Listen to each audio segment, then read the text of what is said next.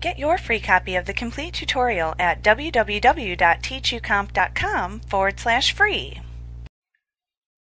Setting the inventory defaults allows you to specify the default settings that are used when you create new inventory items or other types of items that are used in your invoices, bills, and purchase orders.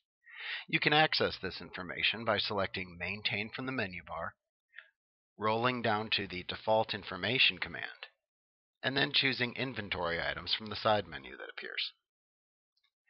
In the Inventory Item Defaults window, on the General tab, you decide whether or not to allow duplicate UPC or SKU codes by checking or unchecking the box.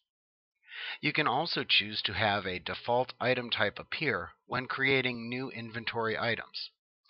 If you choose to use this feature, then select the desired default type from the Default Item Class dropdown within the Item Class section. On the Ordering tab, you can choose whether or not to include quantities placed into purchase orders when calculating the quantity available of a product. You can also set the out-of-stock warning message used within the Sales Invoice and Receipt windows.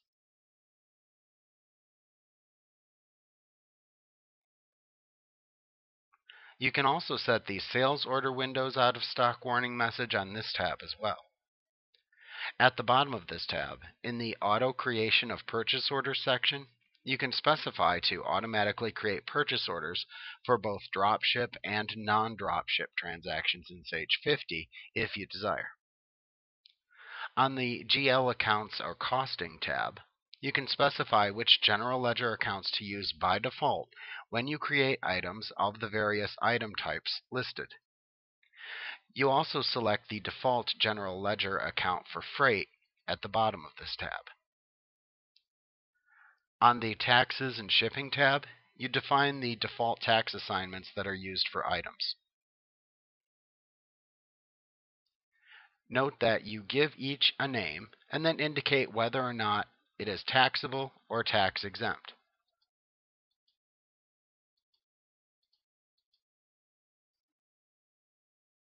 Now in the Ship Methods list, enter up to 10 shipping methods from which you will select when you enter customer and vendor transactions at a later point in time.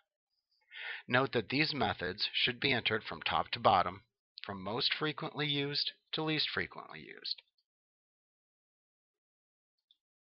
On the Custom Fields tab, you can create up to 5 additional fields which you would like to use to track additional custom data about your transaction items.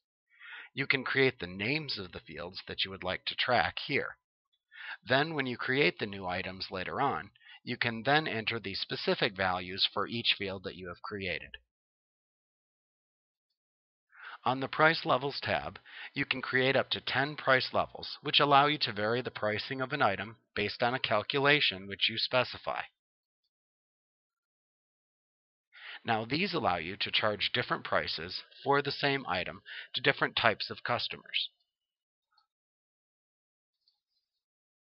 When you're finished setting your inventory item defaults, simply click the OK button to apply them.